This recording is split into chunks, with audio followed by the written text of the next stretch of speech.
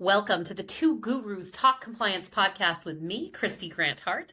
I'm here with the one and only Tom Fox. This week we're covering the best of the SCCE conference, another monitorship likely biting the dust, the first AI government minister, and Florida man's dash to avoid justice by stowing away on the back of a delivery van. But first, how has your week been, and what do you think is the most interesting development, Tom? For me, it has been the total collapse of the Houston Astros, the Dallas Cowboys, and the Houston Texans. The Astros will not win the division for the first time in 8 years. The Texans are 0-3, and the Cowboys are 1-2. So the pressure is off. I don't have to worry about any of my sports teams this year. It's great to have the season over with before it starts. Yeah, my Steelers are doing pretty well, 2-1. We'll see how it continues. Fingers crossed. There we go. Where do you want to start, Tom? Where do you want to start? Well, I want to start with corruption because this story comes to us from, I picked an article from NBC, but you can really find it anywhere. And this is the story of the former number 2 in the U.S. Navy, retired Admiral Robert Burke, was commanding forces in Europe and Africa when he engaged in a bribery plot to get paid, was paid cash and promised a job upon retirement for delivery of certain contracts to a contractor. And here's the reason this offends me beyond what it probably should, is my father was in the Navy and he loved the Navy, and that was as near and dear to his heart than anything else was the U.S. Navy. And to see it demean, now I know we've had Fat Leonard and all of that, and that was bad enough. But here to have the number 2 sell out for a job when you know these guys are going to have the top jobs, any branch of the service. They're going to go on corporate boards. They're going to get an academic position. They can basically go wherever they want. They can name their price and their salary. They're well thought of. Everybody wants their wisdom. And to sell out for, I think it was $250,000 or maybe $500,000 was just ridiculous. And my poor dad was probably turning over in his grave. So that's why I picked it. When you grow up 30 years hearing how great the U.S. Navy is, and then to have something like this happen. So I was very offended by this, and it was very ashamed for the U.S. Navy. Yeah, it's not good. My grandfather was a U.S. Navy pilot, World War II and Korea. So I tend to agree with you that this kind of thing really diminishes the pride that the armed forces has. And I thought it was interesting that the defense was that this gentleman believed that the products that he was getting contracts for were in fact in the best interest of the Navy, that he would have promoted them anyway. And I thought it was interesting too, Tom, that 2 of the other folks had gone to trial and weren't convicted, but that the judge said in this case it was very clear what was going on here. Any insight as to why? I don't know how closely you followed it, but the ones that that couldn't be convicted, I wonder what was going on there, if you know anything at all. Actually, if I could flip it, I would say I think both the judge and jury were more offended because this guy was higher ranking, and that they believed, and I think rightly, that he be held to literally the highest standard. Although he was number 1 in the Navy, he was number 2. And it's people like that, people like you and me, put our trust in to defend our country and to protect us if need be. And we've seen what happens when you have corrupt military like Russia, where soldiers literally can't eat or can't shoot a bullet because it's all gone because they've been sold out by their officers or those at the top. So I think they really brought the hammer down on him in 6 years at his age. Not that he's 75 or 80, but it's going to be a long, hard prison term for him. Yeah. Very disappointing indeed. Shall we go from something very disappointing indeed to something that was not disappointing at all? And I just got back. Goodness me. I'm not back yet. I'm in New York City right now, so I haven't come home yet from the conference and the conferences, but I went to the SCCE, the Society of Corporate Compliance and Ethics Conference last week in Nashville. There were 1,200 people this time, Tom. So we've been getting back up to nearly the pre-COVID numbers, which is really great. They had it at the Gaylord National Convention Center, and all I can say is the number of us that got lost and spent more than half an hour walking in circles is pretty astonishing. I had brought my gym clothes. I did not need them, considering how much I ended up walking around this crazy place. I was very excited. I got to do 3 sessions, one of which was an improv session where Mary Shirley, Nick Gallo, and I did improv as the world's worst HR, legal, and compliance team, which was quite good fun. I also did a session with Jonathan Armstrong on AI horror stories. That wasn't actually what it was called, but that was my approach to it, including many we have focused on during the Two Gurus Talk Compliance podcast, and one with Casey Nightingale from England of Entain on policy governance, where we played policy bingo, Tom. That's right. We had people telling us whether the policies were too long, too legalistic, couldn't be found. We gave out prizes. It was about as good a time as you could have with policy governance, if I do say so myself. God, you're such a geek. I just love me and my geekiness about this. They had lots of AI sessions, but I had a favorite tip from Asha Parmar, who we both know. And during one of the sessions, she said that when AI does not come back with what you need 5 or 6 times in a row and then does, the question to ask it is, how could I have gotten here faster? What prompt would have gotten me here faster? And she copy pastes that and puts it into her Word or Notes application so she can use it again in the future. So I thought it was a terrific one this year. My favorite thing about it personally was I was on the main stage, and the main stage had a giant guitar, like a giant guitar. So I have a fantastic picture of myself on the main stage in front of a giant Nashville guitar. What gets better than that? I doubt next year, Florida, but you never know. It's Florida next year, Tom. Orlando, Florida, 27th through 30th. Maybe we have a road trip. I don't know. I'm suggesting it. You think maybe Florida Man could make a live appearance on Two Gurus? Can you even imagine? That would be the best. Florida Man, we're putting out your casting call now. Go ahead and pick your crime. You can pick some of the great ones that are recommended by the Florida Man games. Give us a call. We will have you on live. And I'll pitch Florida Woman as well. What do you got next, Tom?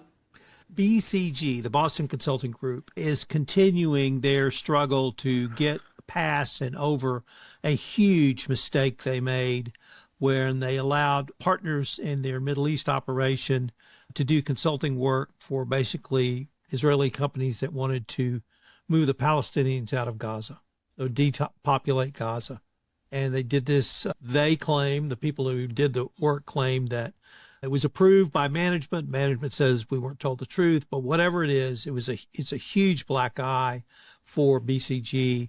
The BCG partners and people in other Middle Eastern countries were essentially devastated by this because no one wants to do work with them now because of what they've done. And that's when you depopulate people from their homeland, that's what's going to happen. But this article from the Financial Times is part of the remedies going forward. And it is that every BCG employee will take training in humanitarian principles. That may be window dressing. Compliance Week is Ally McDevitt is doing a series on Lafarge, if you remember that case, where it was Lafarge cement manufacturers had a plant in Syria. They kept producing under the plant during the Civil War, and they ended up paying ISIS protection money before it got shut down. And you can see in that case where a series of steps was made, ending with payments to ISIS. All of that was wrapped around what Compliance Week was trying to communicate to current companies in Mexico or other areas where their cartels may have been reclassified as foreign terrorist organizations. But it's a lesson, Kristy, that I think is more basic than giving people lessons in humanitarian principles. You've got to have a basic sense of right and wrong. And if it just smells wrong or it feels wrong or the hair on the back of your neck stands up or your stomach goes in a knot when you describe it, that's wrong. And it's time to step back and talk to some people about it and assess. I applaud BCG for taking these steps, but I think it's an even more basic, who are we and what do we stand for? So AB in Switzerland, having had the third FCPA violation a few years ago, had a concerted corporate conversation. Who are we and what do we stand for? And are we going to be caught paying bribes for the third time in less than 20 years? And sometimes you have to have that conversation, and it may not be pleasant and it may be difficult, but it's a conversation about a difficult topic, and you have to have those kinds of values in your organization. So I hope companies will really take maybe that message to heart as well. And maybe I've gone way over what I should have talked about here, but it just strikes me that this was such a basic value mistake made by BCG that they've got to have basic who are we conversations, and are we going to take work for hire that could have devastating humanitarian consequences. Yeah, we covered this fallout previously on Two Gurus Talk Compliance. And I think the question here with this follow-up is, would this training have prevented it from happening to begin with? And I really struggle to think that training in humanitarian principles would necessarily have stopped this from happening, whether or not those two things are able to be related easily in the minds of those who say yes and no. I think that, Tom, our last conversation about this really came down to, was there oversight in approving this? Who said yes? Did the partner that took this work on, who's now been fired, understand? Was he living in his own iceberg where he could do this by himself without it causing ripple effects? And given the large nature of this contract, that seems unlikely. There's a lot of stuff going on here. So I applaud the maybe step one, but I think step one should be more, what kind of a culture do we have? What sort of approval processes are we going through? And where could we have stopped this earlier before it started to begin with? What I really like about your response, Kristy, is you paired both a value system with a control system, and that was the oversight. So you talked about the values, and what I tried to articulate when I said talk to somebody about it is put a second set of eyes on it, but you formalize that with controls, and I think that's a brilliant way to look at this, and perhaps a way that a company could put something in place to keep a situation like this happening in their organization. Oh, thanks, Tom. I appreciate that. Okay, let's go to two opposing views of what should be happening in Russia. So my next article that I'm looking at is called "Trump and Europe Are at Odds Over How to Sanction Russia." So it was a really interesting contrast piece, Tom. So it was basically talking about the US and Europe and how they are fighting over how to best deal with Russia and this ongoing war that has gone on for quite some time and frankly doesn't look like it's ending at the moment, at least. So the EU has put some sanctions on Russia, but has really not been doing some of the most drastic things, like cutting off the energy and oil, which would certainly cripple the economic system in Russia significantly. However, there are countries within the European bloc, like Hungary, that rely on that type of oil, which would essentially punish those countries. President Trump has talked a big game on the broader sanctions, but when we look at what's actually been imposed, OFAC has really been pretty specific about certain sectors and oligarchs and not had very broad anti-Russian sanctions. It's one of the questions that a lot of our clients ask, isn't Russia entirely sanctioned? And the answer is just no. Trump has basically put higher sanctions on India than Russia, as it was noted in this article. And the higher sanctions are on India for utilizing so much Russian oil as opposed to on Russia itself. So the EU is at pains trying to figure out what to do next to continue supporting Ukraine. One option noted in the article was to take some of the frozen Russian assets that are held by the EU to support Ukraine, or at the very least, some of the interest on that money.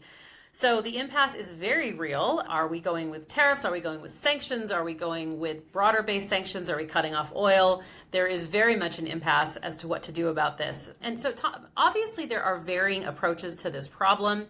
Not maybe what should be done, maybe not from a geopolitical standpoint, but in terms of a compliance officer's response to all these potential disruptors, how should they handle all of these different ways of fighting this challenge? I think you start with, what are our risks? What are our risks from the input side or the supply chain side? Can we get our raw materials? and what are our risks on the output side. Is anything we sell going to get to either Russia or a country that would transship it to Russia? So figure out what your risks are. I would probably start with supply chain because you can't build anything unless you get the raw materials. What's going to happen disruptively if we cut off all Russian energy into Eastern Europe and then Western Europe? And this is why I couldn't understand that either the Biden administration or the Trump administration did not fully guarantee energy to the EU, because it's a huge market. And let's put all that liquefied natural gas in tankers and ship it over, baby. We didn't do that. Ship, baby, ship instead of drill, baby, ship, drill. Baby, ship. Okay. And they want that energy. They need that energy. And until that energy situation is settled, I think it's going to be extraordinarily tough. And countries like Hungary are landlocked right on the border, essentially, with Russia. So it's an even bigger problem. And they're probably more inclined to support Russia anyway. The EU is not a monolithic entity, although it's one entity. There are many different disparate bodies and issues and regimes within it. But I would focus on, if I was a chief compliance officer or a risk officer, I would focus on what are our risks. What are our risks if we lose our inputs, meaning the raw goods we use to manufacture whatever we make. And then on the sales side, where are we selling? Are we selling to India? Are we selling to China? Are we selling to Iraq? Are we selling to Dubai? And is there any chance that our goods are getting transshipped into Russia in violation of U.S. sanctions? So I would really start with that and then be prepared to pivot. All righty, let's pivot to my favorite of many Queen songs, which is Another One Bites the Dust. That's not actually true, but I do like the song. Can you tell us what's going on with Binance, Tom? We don't know for sure, but it looks like, according to Bloomberg, that Binance is about to lose their corporate monitor. Now, for those who may not remember, Binance had a $4.4 billion fine for failure in money laundering controls, and their CEO went to jail for a short time for facilitating the failure of their money laundering controls. He now wants a pardon, so he's figuring a way how he can make a contribution and get a pardon. And the company wants to get out from their monitorship. Now, this administration had a long talk this morning, Kristy, where the person talked about this administration doesn't feel like it should be in the business of monitoring compliance with a settlement. They're willing to allow a company to essentially self-monitor their results with a settlement. You and I grew up in an era where the DOJ wanted to make sure that if there was a settlement, it was adhered to and you came out at the end, like ABB did. They are getting rid of monitors. If they get rid of the Binance monitor, I've already said there'll probably never be a monitor again, at least under this administration. And what few are left will probably be cut if they're going to cut the Binance monitor with no evidence that Binance has met its obligations under its deferred prosecution agreement. I think it's the end of monitorships. Yeah, this is Another One Bites the Dust. I think last time we met, Tom, we talked about Boeing's getting out of that thing. Although we don't know for sure for either of them, but really, crystal ball, not hard to read here. It was interesting, actually, at the conference, Tom. So I met up with, who will be unnamed, former chief compliance officer at a company with a monitorship. And this person had listened to Coup Gurus and me talking about how I thought they needed a monitorship and should have had one. And this person robustly disagreed with me. And it was really fun, because I'm that girl, to have the conversation where this person was saying, no, we did such great things and it was so expensive and all the rest of it. And let me tell you, I held my ground. We can agree to disagree and still be friends. But it was fun to me to have actual real life people disagreeing with me who'd been in the situation. So this person believed that, in fact, that company at least was well equipped to handle going forward without a monitorship. I'm guessing even if that person is correct, that Binance, maybe not so much. Maybe not. Maybe not.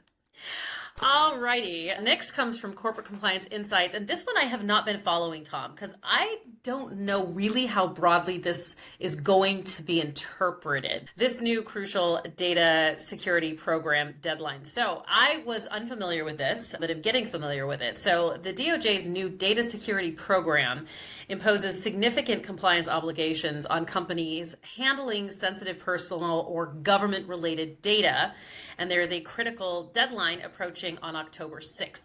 So the DSP, as it's being called, because God knows we need more acronyms, had come into law in April, but the pre-enforcement period is quickly coming to an end. So the new framework imposes controls to prevent Americans' sensitive personal information and other government-related data from falling into the hands of foreign adversaries. I'm imagining China is high on that list, as is North Korea. So any company dealing with large amounts of data like health data, personal finance information of Americans, or really anything dealing with government-related data needs to be paying attention. Companies are required to make a report to the DOJ within 14 days of receiving and rejecting an offer to engage in prohibited transactions involving this kind of data brokerage. And when it comes to penalties, willful noncompliance can bring penalties of up to $1 million in fines and 2 decades in prison. So the commentator who was writing this, who's an attorney, I believe at Sherman, was saying that a lot of companies don't think they're going to get caught by this, but that large amounts of sensitive information being shipped overseas, even in the normal course of business, could require this type to be within the security framework. And some of the other things that the person noted was, the remediation for this, what you need to do is classic risk assessment, put in good policies, audit what kind of data is being sent overseas or what kind of data is being collected that could be subject to this. Are compliance officers not paying enough attention to this one, Tom, or is this really IT's problem and we don't need to worry about it? That wasn't a question I thought you were going to ask me. So let me answer the question I prepared for. Fair enough. Okay. No, why I think this is important, Kristy, is that it sets forth a robust framework that could form the basis of what eventually becomes best practices. And that while I think it has limited application to begin with, I think as companies struggle for a government framework, since we don't really have any guidance from the U.S. government in terms of a national law, and obviously we've got the California law, Colorado law, and maybe a few other states, and certainly in the EU, they will look to this guidance as a framework that at least the government has proposed for this narrow range of companies, and that it will become, I think, a standard, maybe not the standard, but it's something that we can now look at and use as a framework to assess your program and either do a gap analysis or remediate as appropriate. So I found it anytime the government releases any information around a framework or a program, I applaud that because it's more information. And if a regulator comes knocking and said, "What did you do, Mr. Fox?" I said, "I took this framework, I applied it here. We found these gaps. We're working to remediate these gaps. Here's my remediation plan." I'm like, "Oh, okay. At least you have a framework that's approved by somebody and you're doing something." So I think now, if I could maybe come closer to answering your question, I think CCOs should pay attention to this, and they should look at this and sit down with their CISO or their IT folks and say, this is a government framework, and we're going to look at this and assess our risks based on our adherence to this framework. I like it. Tom, your next article surprised me because I actually agreed with something the administration suggested. Why don't you tell us about what's come up in the New York Times? Trump made an announcement last week that he wanted to end quarterly reporting for U.S. public companies and move to semi-annual reporting. And for those who would like a very robust debate on this, listen to Everything Compliance, which posts this week, because we had a lot of good commentary. But I worked in a public company, and we lived and died by the quarterly results, and even in the law department, because we had to approve the contracts so that we could then characterize the revenue as recognized for that quarter. And I just thought that was a huge waste of time and focused on us on such a narrow 90-day window that if we had a longer reporting time, it wouldn't be quite as bad. Now, the flip side to this is that if we only get quarterly anyway, number one, everybody has to do their books by the end of the month, so it's not requiring anything much more than you're already doing. Two, at least we're getting a quarterly report on public companies rather than every 6 months, because nefarious things can happen in 6 months.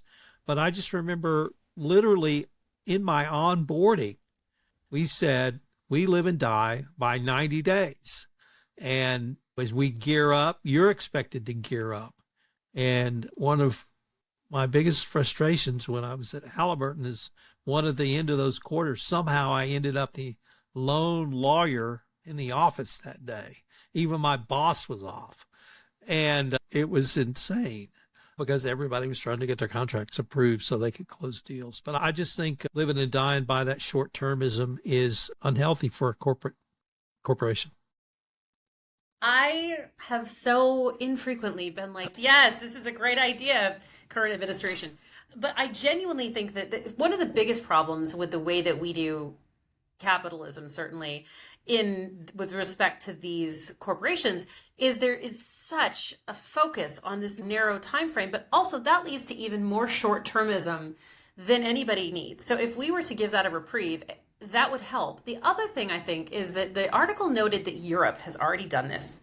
And if the sky hasn't fallen in Europe, then I think that this is one of those places we can just alleviate a heck of a lot of time waste bureaucracy and putting out information that, frankly, on balance, isn't as helpful as actually allowing companies to continue their work in a really positive and powerful way and to redirect their resources from just reporting into doing the work that they're doing. So I personally hope this one goes somewhere. We will see what happens, though.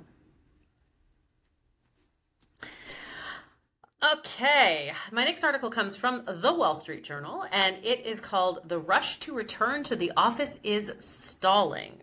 So this was really interesting to me because it showed the dichotomy of what people say and what they're actually doing. So very big companies, examples were NBC Universal, and Paramount, both places I used to work at their joint venture, as well as Microsoft, are making very bold statements about people needing to be back in the office. There were some very interesting quotes from the New York Times about their offices and how you need to be here or you can go away, because the companies really want the people to come back into the office, but employees simply aren't doing it. And the article says that managers really aren't willing to force the issue all that much, mostly because they don't want to be there either, and it's uncomfortable, especially for high performers. There's also the challenge of people who have, to quote the article, moved to North Dakota and are now being told to move to someplace like New York City. That's pretty difficult. Now, some people in the article are cynical, saying that this is simply a way to reduce headcount and to have an easy way to say, you're not doing what we told you to, so go away. But the one empirical study that they noted was that when companies ask for 1 day a week in the office, just one, it tends to be extremely successful. But a study showed that companies that mandate 3 or more days see compliance with that mandate fall beneath 75%. Okay, so 3/4 of people told to come in 3 or 4 days a week say, absolutely not, you can go pound sand.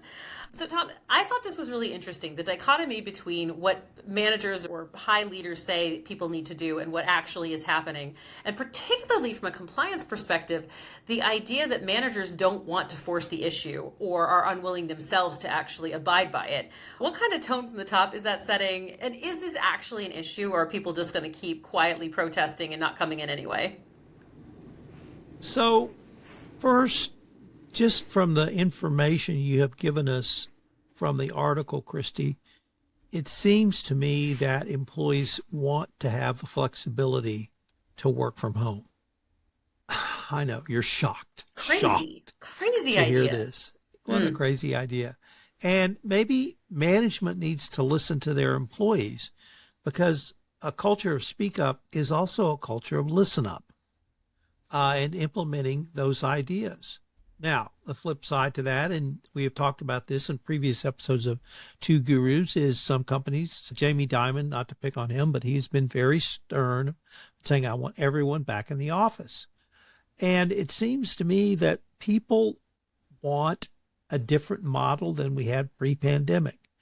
And this article drives home to me, number one, they are voting with their feet or their something to not apply. But you're spot on that this puts compliance in a huge imbroglio, because if you start selectively or not enforcing policies, where does it end? And you and I can play the old lawyer slippery slope, or broken windows, or whatever else you want to call it. And that if a policy's not working, then maybe it's the policy that's the problem, not the people that it's designed to govern over. One, I hope management will listen, but it's no different than a high performer who cheats on their expense account because, they're they're our top U.S. salesperson. We can't discipline them. That speaks to a much bigger problem than their individual expense reimbursement request. And if you're not going to follow the rules, where does it end? And you're absolutely spot on. What message does that communicate back down the chain from senior management who say, ye shall, and it turns out, well, maybe we shan't. Indeed. Okay, Tom, this one surprised me. What is going on in Albania, and why does it have an AI minister? So this was just a great story. I couldn't pass it up. I talked about it and talked about it and talked about it until people are probably tired of me talking about it because it's Albania. But Albania has appointed their first AI minister for anti-corruption, and her name is Delia. And she is going to help with public procurement. So it's a fairly narrow scope for her first remit, but I'm sure she could expand. But if you actually get promoted, she might get promoted. She might mission creep. But what it really is, if you read the article, it's simply taking the information from a large language model and sussing out, are there any indicia or red flags of corruption in this bid or tender? And that makes perfect sense to use AI in that way, because what are you doing? You're asking AI to look at all of this. What are the anomalies? If there are anomalies, we're going to research or investigate those anomalies. And if our investigation turns out there's something there, then we'll remediate, whether that remediation is a criminal penalty or just fixing the problem from the civil side of things. It's actually a fairly standard use of AI. It's at a more visible level within the country of Albania. And if you listen to the PM talk, just saying what he's going to use Delia for, I think it's going to scare people into maybe less corruption. Now, of course, the proof will be in the pudding. But when the PM says, I have my first AI minister, and she's been helping us out, but we're going to formally appoint her, that was kind of cool. And then my question is, when are we going to get our first AI CCO? So I'm afraid that's down the road, because right now Delia has a fairly limited remit. But kudos for Albania for coming up with this idea. Kudos for the way they promoted it. And if they use it in the way they have said they had, the BBC's reported, I think it can be a powerful tool to once again suss out anomaly and dish of corruption, or what we would call a red flag. There you go. I love this. When you sent it to me, I thought, wait, okay, so we've got a prime minister or a minister in charge of AI. Oh no, we have an AI minister. That is a very different thing. I was like, Tom, who cares? There's lots of czars that are handling AI. No, this is an actual AI handling procurement for the government. I love it. I love that they named her and the whole thing. It's very cute. Hopefully we get no AI psychosis. Harken back to the last one of the two gurus talk compliance, but this is good stuff. Okay. Tom, when I was at the conference, I heard several people tell me that they were big fans of the Florida portion of our podcast. So I think we need to end there. What do you think? I think we do. All righty. What do you got? Forget fireworks on the 3rd of July. Our Florida man tried to make sparks fly at Lowe's with a $1,500 five-finger discount. When deputies showed up, he pulled a classic abandoned cart maneuver, ditching the loot and spinning off faster than a Black Friday shopper. Instead of ordering an Uber, he thought he'd found the perfect ultimate getaway vehicle, which was, of course, the back of a UPS truck. Not in the truck, hanging onto the truck. So that's right. While most folks wait for deliveries, he hitched a ride on one. He was special handling. The UPS driver wasn't having it. He stopped, slapped the verbal return to sender label on the stowaway, and booted him off near the Lupia court. Meanwhile, detectives and the Real-Time Crime Center tracked him down like a lost package with a GPS chip. Sure enough, it was their guy, Florida man Michael DeVersa. Instead of shipping out, he got booked in, charged with shoplifting and grand theft with a bond set at $15,000. The moral of the story, Tom, is if crime's your side hustle, don't expect free prime shipping. The only box you'll end up in is a jail cell. God bless Florida man. God bless Florida man. Thank you for joining us. I'm Kristy Grant-Hart. And I'm Tom Fox.